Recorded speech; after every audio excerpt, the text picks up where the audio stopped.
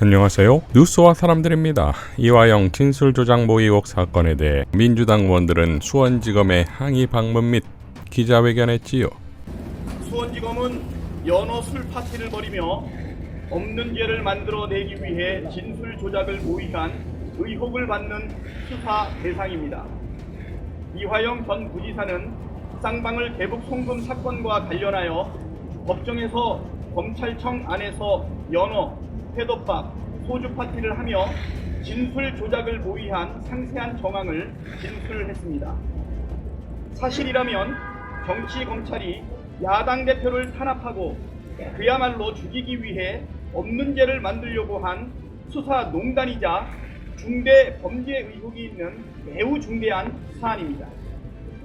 검찰 독재 정치 탄압 대책위원회는 이화영 전 부지사의 법정 진술 이후에 두 차례의 입장문을 통해 수원지검의 문제를 지적하고 대검의 감찰을 촉구했습니다. 하지만 대검의 공식적인 감찰은 이루어지지 않았고 수원지검은 장문의 알림을 통해 명백한 허위이며 회유나 진술 조작이 전혀 없었다라고 밝혔습니다. 수원지검에 다시 한번 알려드립니다. 수원지검은 진술조작 모의 의혹의 수사 주체가 아닌 수사 대상입니다. 피의자가 본인의 죄에 대해 명백한 허위라고 주장하면 명백한 허위가 되는 것입니까? 철저히 조사받아야 할 사안입니다.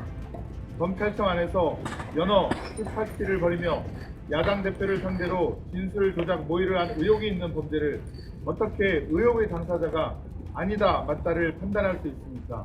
그야말로 오만한 검찰의 민낯입니다. 대검은 왜 공식적인 감찰을 아직도 하지 않습니까? 검찰에서는 그저 황당한 일로 치부하지만 뉴스타파 보도에 따르면 김영일 검사는 1조 사기범과 다른 브로커 죄수들을 수십 차례 검사실로 출정시켜 자유롭게 외부와 통화하면서 형 집행정지 로비를 기획하고 범죄 수익 은닉과 2차 범죄를 모의할 수 있도록 한 의혹이 있었고, 실제 브로커 죄수가 외부에 사적으로 전화를 건 녹취 파일이 물증으로 제시되어 법무부 징계를 받았습니다. 검사가 브로커 죄수들을 검사실에 출정시켜 범죄 수익 은닉을 모의하도록 한다는 것이 도대체 말이 안 되는 일이지만 실제 벌어진 사건으로 보입니다.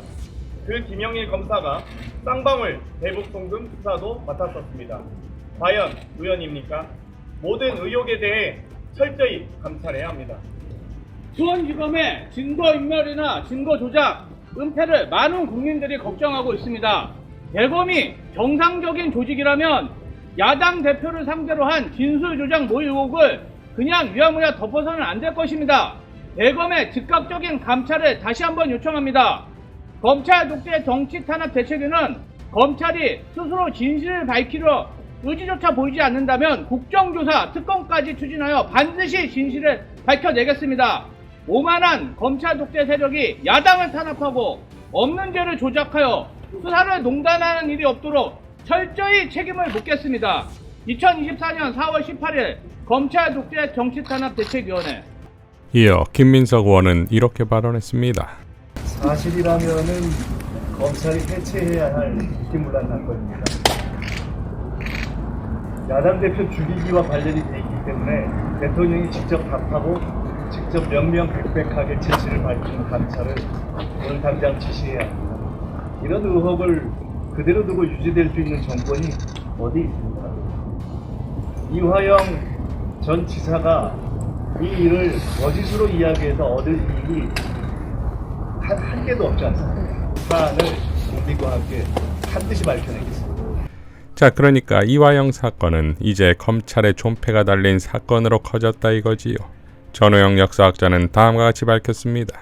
이화영 전 경기부지사가 쌍방울 대북 송금 사건의 다른 구속자들과 함께 검찰청 안 창고에서 이재명 대표에게 죄를 뒤집어 씌우기 위한 작전 세미나를 했다고 진술했습니다. 검찰은 터무니없는 허위라고 반박했습니다. 그러나 검찰이 이제껏 쌓아온 화려한 역사를 보면 검찰의 주장을 선뜻 믿기 어렵습니다.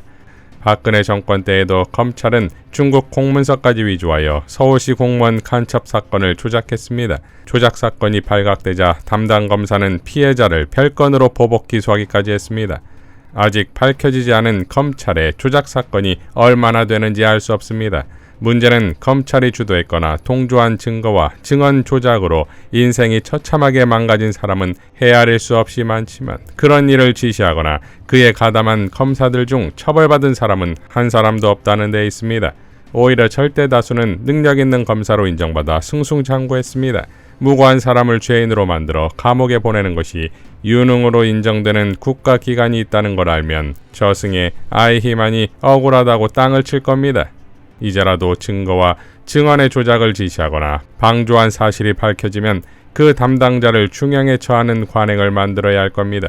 무고와 모함으로 사람의 일생을 망가뜨리는 행위는 누가 저질러도 범죄입니다. 처벌받지 않은 범죄는 무한 반복되기 마련입니다. 라고 밝혔습니다. 자, 상황이 이러한데 검찰은 앵무새처럼 그런 사실이 없다고 반복하지요? 검찰은 김성태 회장 등 쌍방울 관계자, 당시 조사에 참여했던 이화영 전 부지사 변호인, 검사와 수사관, 그리고 교도관 38명까지 모두 조사해보니 사실 무근이라는 겁니다. 당연 김성태와 쌍방울 관계자, 검사, 수사관, 교도관은 부인하는 것이 당연한 것이고 이중 편수는 이화영 편이 되어야 할 당시 이화영 측 변호인이겠지요. 빨간아재는 다음과 같이 밝혔습니다. 이재명과 이낙연 그리고 설주환, 검찰이 이재명 대표 구속을 위해 이화영 전 부지사의 진술을 조작했다는 의혹에 대해 반박한 내용입니다. 그러면서 조사에 입회한 변호사 상대로 확인한 결과 음주나 진술 조작 사실이 없었다고 명확히 진술했다고 강조했습니다. 검사가 아닌 변호사, 더구나 민주당 소속이라니 검찰 입장에선 당연히 강조할 만합니다. 그런데 이 변호사는 누구일까요? 설주환, 민주당이 아닌 새로운 미래 소속입니다. 심지어 당대표 정무실장, 전략기획실장입니다. 새로운 미래 당대표는 이낙연입니다. 이 바닥에 우연은 없습니다. 조사 당시 그가 이화영 전 부지사에게 했다는 말을 전해 들었습니다. 기가 막혔습니다. 곧 공개될 날이 올 겁니다. 라고 밝혔습니다. 자, 그러니까 여기서 이화영 측 변호사는 엄밀히 말해 이화영을 위한 변호인이 아니었다는 거지요? 오히려 이낙연 측 인사라는 것을 볼 때 그림이 딱 나오는 거 아닙니까? 자, 이러한 검찰의 태도와 똑같은 곳이 또 있지요. 윤석열이 국무회의 발언에 대한 비판과 비난이 폭주하자 대통령실은 비공개 회의에서 윤석열이 사과했다고 밝혔습니다. 이에 대해 조국혁신당의 강미정 대변인은 다음과 같이 밝혔지요. 윤 대통령 정말 사과했다면 국무회의 속기록을 공개하십시오. 윤석열 대통령은 어제 오전 10시 국무회의 모두 발언을 했습니다. 일단 국민께 죄송하다고는 했습니다. 그 뒤론 변명과 책임, 회피밖에 없었습니다. 지난 2년간 균형재정 노력을 하고 물가를 잡는 등 일을 잘 했는데 국민들이 체감을 못한다는 겁니다. 정책과 현장의 괴리라는 용어까지 등장했습니다. 그런데 친윤 언론마저 이를 문제 삼았습니다. 여론이 좋지 않다고 느꼈는지 이번엔 대통령실이 나섭니다.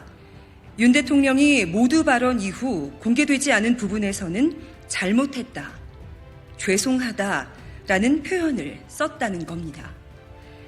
점심 무렵 대통령실 관계자가 기자들에게 윤 대통령은 어린 시절 잘못해 어머니한테 회초리를 맞을 때 순간을 모면하기 위해 손을 모아 빌면서 용서를 구할 수도 있지만 매를 맞으면서 내가 뭘 잘못했고 앞으로는 어떻게 해야 하는지 반성한다면 그 사랑의 회초리의 의미가 더 커질 것이라고 했다라고 말했습니다. 그래놓고 국정 방향을 근본적으로 바꾼다는 것은 국민에 대한 약속을 이행하지 않게 될 수도 있다고 합니다. 대통령은 국정 방향은 변하지 않을 것이라고 재확인한 것입니다. 이 일로 떠오르는 사건이 있습니다. 윤 대통령의 바이든 발언이 문제가 되자 반나절 뒤 대통령실이 나서 바이든이 아니라 날리면이라고 했습니다. 전 국민을 듣기평가로 몰아넣은 일입니다. 대통령 발언이 문제가 될 것 같으니까 참모들이 나서서 마사지 한 것 아닙니까?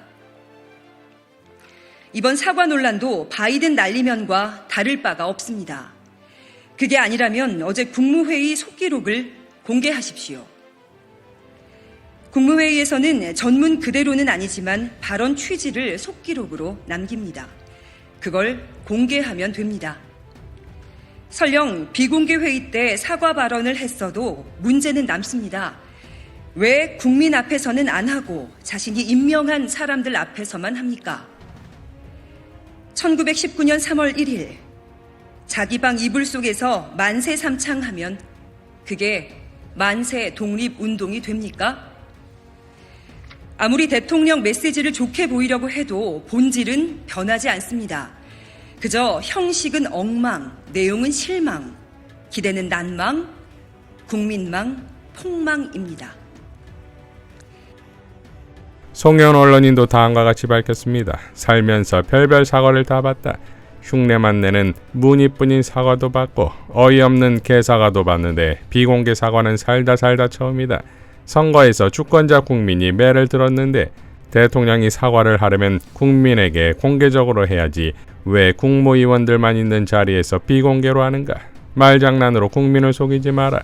윤석열 대통령은 선거 참패와 관련한 소회를 밝히면서 나는 옳고 열심히 하는데 국민이 몰라준다고 국민을 원망하며 화를 냈고 묻지마 보수 지지층에서조차 진짜 안 되겠다는 반응이 나왔다.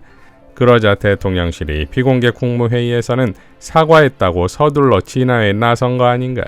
아니면 비공개 국무회의 중에 반응이 나쁘다며 사과 발언을 하라고 했을 수도 있고 단언컨대 비공개 사과는 없었다. 의대 정원과 관련한 대국민 담화에서도 윤석열 대통령은 불난집에 부채질하는 우를 범했고 그러자 대통령실의 성태윤 정책실장이 TV에 나와 대통령이 발언을 정정하고 해설하는 희한한 장면을 연출했었다.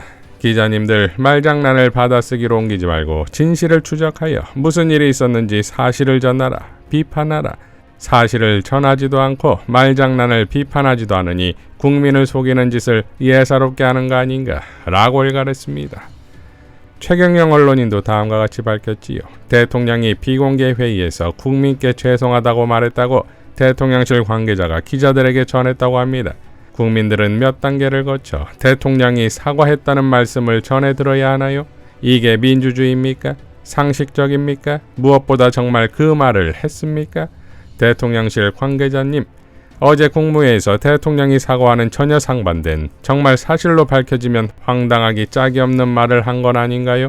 기자분들은 국무위원들에게 물어보고 취재하세요.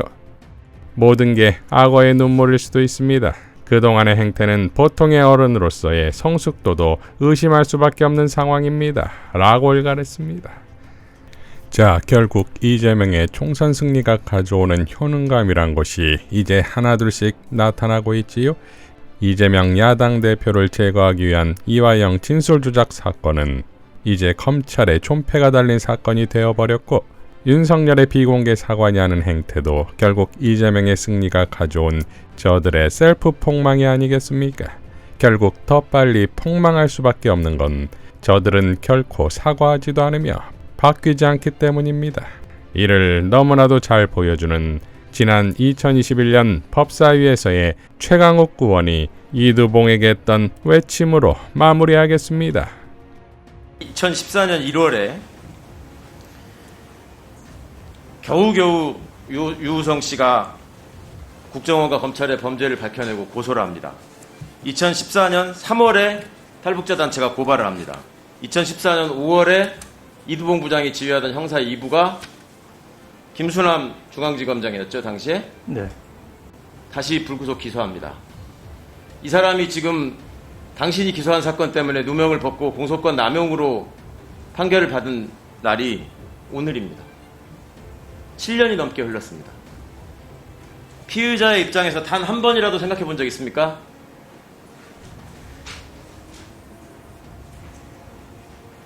당신이 그렇게 당했으면 어땠을 것 같습니다. 스스로에게 더 엄격한 다른 검사가 되겠다는 게 검사 선서에 나옵니다. 후배 검사들이 그 선서를 했습니다. 그걸 지휘하는 기관장입니다. 피고인의 입장에서 피의자의 입장에서 어땠을 것 같습니까? 그간의 세월이. 검찰총장이 사과한 조작 사건의 당사자란 말입니다. 그 사람을 다시 기소한 사람입니다. 7년이 걸렸습니다. 공소권 남용입니다. 사과를 못한다고요? 업무 처리에 유념하겠다고요? 무슨 업무 처리를 어떻게 유념할 겁니까? 얘기해보세요.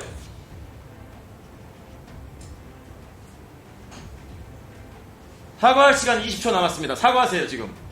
진심으로 사과하세요. 대한민국 검사의 명예가 있다면 사과하세요. 총장이 사과한 사건을, 당신이 재직 중일 때 총장이 사과한 사건을 다시 만들어서 사과를 못해! 사과하세요! 성찰해 보겠습니다.